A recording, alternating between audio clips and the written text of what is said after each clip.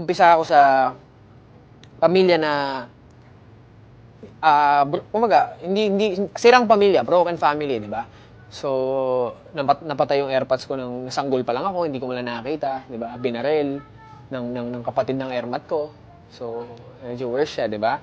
And hindi ko siya naabutan, and then lumalaki ako ng mag-isa, yung airmat ko nag-abroad, and then ang naiiwan lang sa amin kuya ko, yung panganay, and then so nung taon na walang-wala na, as in nagkakapaan na ng asin at asukal na lang ang ulam, minsan wala pa, minsan wala ng bigas.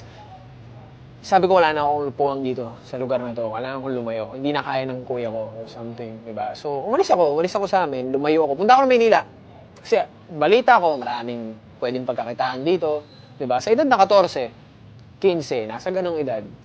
Dating ko dito, doon ako nag-start na sabi ko, kailangan ko magsumikap, kailangan ko mangarap, kailangan ko ng bagong landas, kailangan ko ng bagong pag-iisip, kailangan ko ng bagong mindset.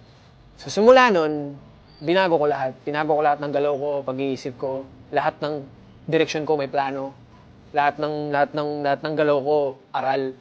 So yun yung pinaka lowest point ko na at the same time wala ka, nasaktan ka pa. So para sa akin, hindi naman pinaka lowest point, pero isa yun sa lowest point ko na sa tingin ko dapat kong iba to ngayon.